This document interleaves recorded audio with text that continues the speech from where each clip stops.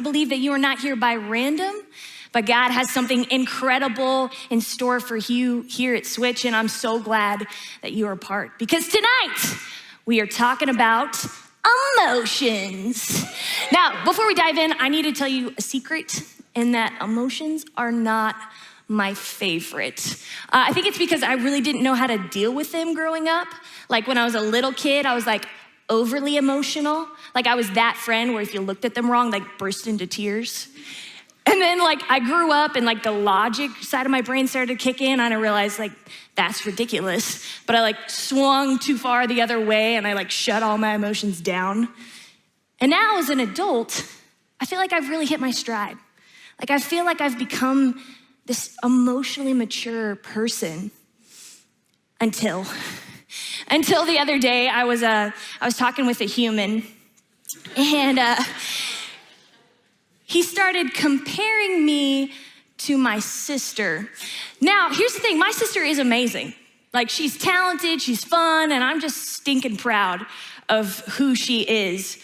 But pro tip, gentlemen, if you want any sort of peace in your life, never compare a woman to another woman, especially if they are related. Now, he did not say anything bad. He just thought it was interesting that me and my sister have similar personalities, but we have different talents and interests. Not bad. And then he said, but you do seem more homeschooled than she does. And I swear to you, in that moment, logic shut off and every emotion in my body was like, Avengers, assemble. And I say all that to say is that when it comes to emotions, we all have some room to grow. Now, some of you like emotions. Good, bad, weird. You want to feel them all. Like I have some friends who like have sad playlists for when they just want to cry for fun. I don't get that. Some of you might be like me. It's like we like all the good emotions, but the other ones, like we avoid like the plague. Like I refuse to see movies about dogs because you know exactly what is gonna happen. There's a dog, you love it, it dies. The end. Why would you do that? And some of you, just even mentioning emotions, you just have this like internal groan, like, because just the thought of talking about your feelings is so exhausting to you because you just don't want to go there. No matter how you may feel about emotions, I think we can all agree that emotions are complicated. Like there's like these intangible little things that I can't see and yet want to control my life. Like you're born and no one tells you what they are or how to understand them, but you're just supposed to know how to deal with them. I think that's why so many of us, we deal with our emotions so differently. Some of us, we spew our emotions. Whatever you feel, you do. If someone hurts you, you go talk about them behind their back. If you're angry, you go looking for someone to pick a fight. If you're feeling unseen or insecure, you start exaggerating or making up stories just to get attention. If you think it'll make you feel good, you try it, you do it, you give into it. Anything to feel good. Some of us, we shut our emotions down. Some of you, the minute you start to feel something uncomfortable, you just numb it. Binge watching, Netflix, drugs, relationships, anything to forget. Some of you, you run away from your emotions. You keep busy. You are always hanging out with friends because you are so afraid that if you are alone for just a minute, everything is gonna catch up with you. And some of you, man, you are going through something so emotionally heavy and hurtful that you don't want to feel anything anymore. And no, the painful emotions aren't getting in, but neither are the ones that make you feel alive. I heard it put this way once about emotions, like you can't let them drive. They're like toddlers. You can't let them drive, but you can't throw them in the trunk. So what are we supposed to do? How are we supposed to deal with our emotions? We process them. Now, before we process them, I think it's important to understand where our emotions actually come from. Yes, there's this psychological element, hormonal, all these things, but at the heart of everything, God created emotions. He specifically designed you to have emotions, not to jack up your life and not to overwhelm you, but so that you could have a rich and a full life. They're from him. And you can see that in Jesus. Like, who is Jesus? Jesus is God's son, fully God and fully man, perfect and without sin, and yet full of emotions. He was ecstatic when someone had faith. He was enraged when people abused God's house. He wept with friends who were grieving. He was disgusted by religious hypocrites. He had compassion with those who were hurting. And he loved us to the point of laying down his life. Jesus knew how to process his emotions, even the painful ones. You can look at that when you see the night before Jesus died. He's in the garden and he's praying. And he is so overcome and distraught to the point that he is sweating blood, because he knows exactly what is about to happen to him. That is the depth of emotion that Jesus is feeling. But what does he do with it? He doesn't take it out on other people. He doesn't shut him down. But in his emotions, feeling everything, he starts processing it and he brings it to God. He starts telling God, this is what I'm feeling. This is why. God, if there's any other way that you can make this happen, please let that happen. But he also doesn't let his emotions overcome him. He redirects them to align with God. And he says, God, but not my will, but your will be done. This is why Jesus is the safest place to process our emotions. Because he understands, he gets it. He knows exactly how you're feeling and he doesn't judge you for it. You know, I think it's so interesting, the things that we won't bring to God because we're so afraid that he's not gonna be able to handle everything we're feeling. But guess what? He's a big God.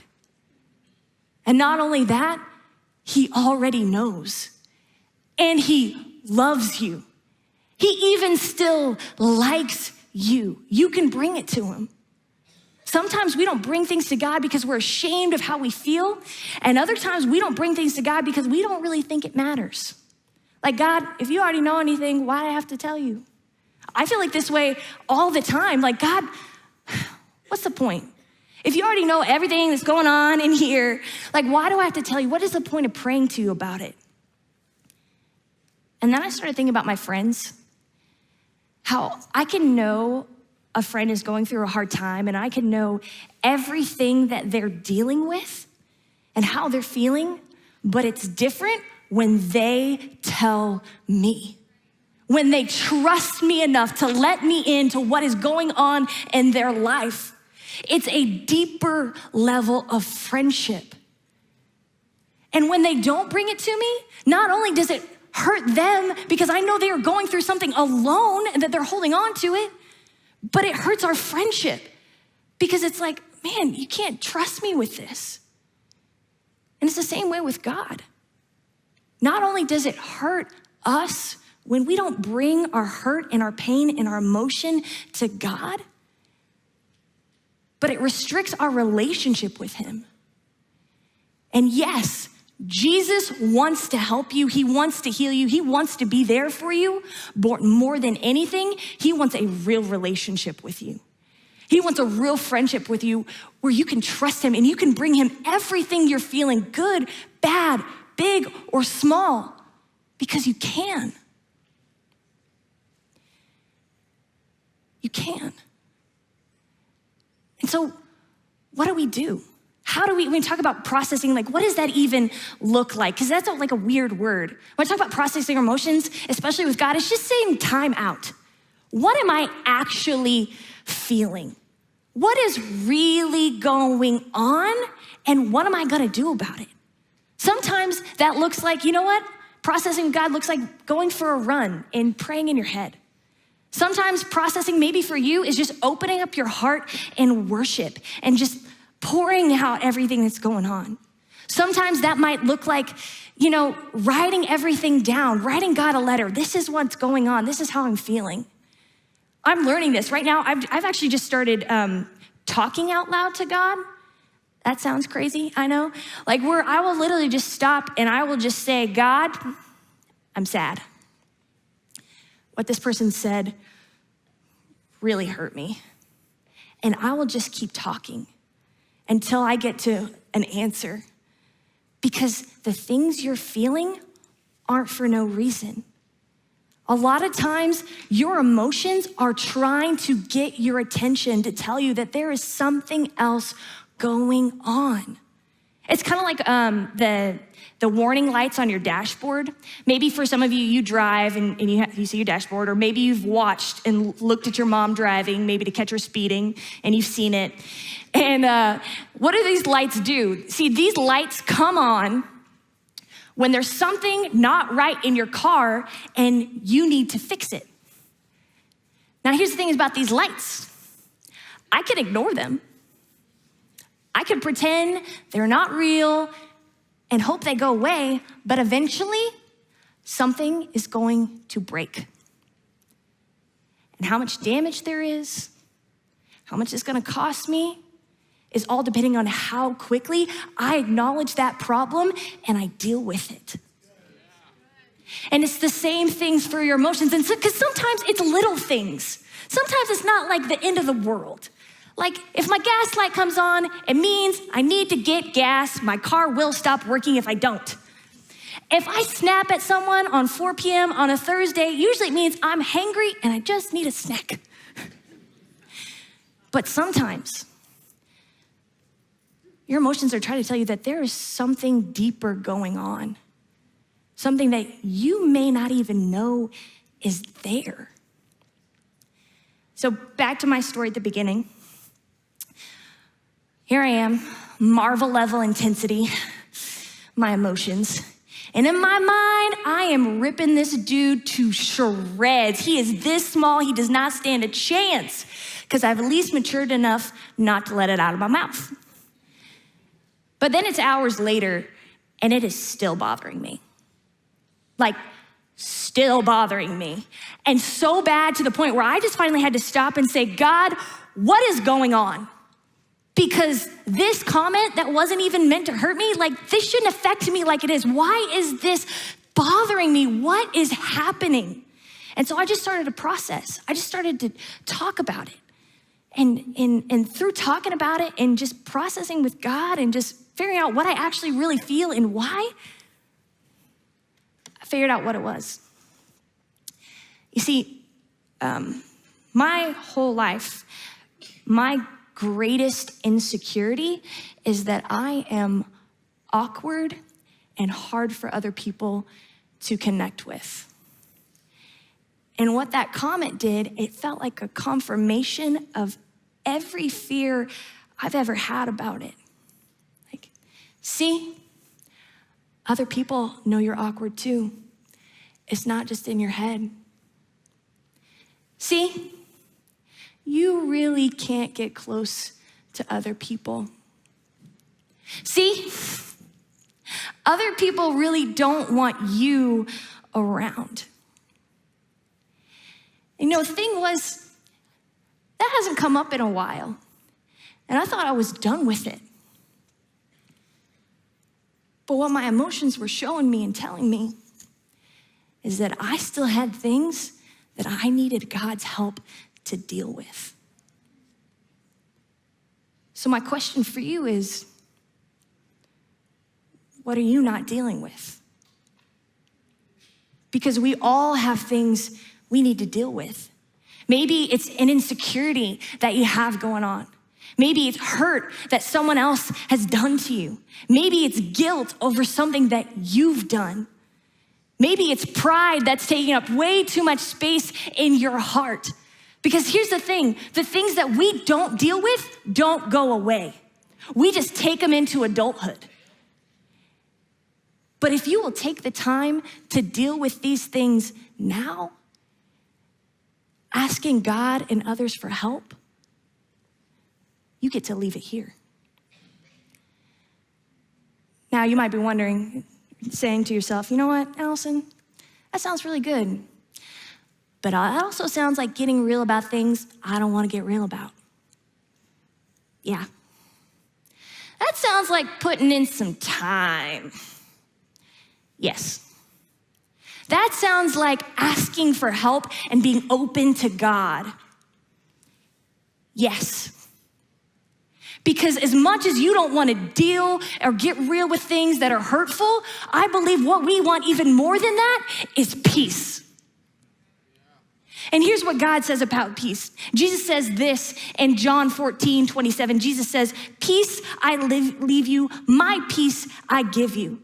I do not give to you as the world gives. Do not let your hearts be troubled and do not be afraid. You see, there are two types of peace. There's the world's peace and Jesus's peace. The world's peace says, numb it. The world's peace says, stuff it down. The world's peace says, try this, do this, look like this, be with this person, and you're gonna be okay. But we both know it's counterfeit, it's fiction, it just leaves us broken. But true peace comes from Jesus. The peace to know that you are loved. Peace to know that you can come to him with anything. The peace to know that he's gonna be with you in the storm. You see, when you have this kind of peace, things that should make you upset, moments in your life where you should be falling apart, you're not. Because you have the peace to know, I'm gonna be okay. Not only does Jesus, the safest place to process our emotions, but he gives us the strength and peace to deal with what's on the other side of our emotions. And all we have to do is come to him. This is what it says in Matthew 11:28-30. Jesus says, come to me, all of you who are weary and burdened, and I will give you rest. Take my yoke upon you and learn from me, for I am gentle and humble in heart, and you will find rest for your souls. So what are you feeling? What do you need God's help to deal with? Because Jesus is the safest place to process our emotions. Let's pray. God, I thank you. I thank you that you have created emotions. God, not to harm us, not to overwhelm us, God, but to draw us closer to you, Father. As we continue praying, maybe you're here today and you recognize, you know what? I'm feeling some things and I need help. I realize that there are things in my life that I need to deal with, and I want to take the first step, and that's just to ask for God's help. If that's you, I want you to raise your hand so I can pray for you. Hands up all over. God, I thank you. I thank you that you are in every situation. God, I thank you that you are our safe place, that we can come to you with everything, God. I pray that you would meet us in our pain, God, and you would give us healing and direction in our hurts, that you help us to deal with it and leave it here. As we continue in an attitude of prayer with head still bowed and eyes still closed. When we talk about seeking God for help, for some of you, you don't understand this. Maybe for some of you here, you've been doing your life completely on your own. You've been dealing with it your way. But you find out something that we all find out is that it just leaves you broken, empty, and tired. And you can't do it on your own. And here's the truth, none of us can. Because we all have this thing in our life, and that's sin. What is sin? It's the things that we do that not only hurt us, but it keeps us separated from a holy and perfect God. But God, in his love for you, he couldn't stand to be separated from you. He would not leave you alone in your hurt and in your sin. And so he sent an answer, and his name is Jesus. He came to this earth, lived a perfect life, and died on the cross and rose again so that through him, we could be made healed. We could be made whole, that we could have a relationship with God. Not better, but a new life. And maybe you're here today and you recognize that's what I need. I need God's forgiveness. I need his healing. I need his strength. I am ready to give my life to Christ. If that's you, I want you to raise your hand and me and I right now.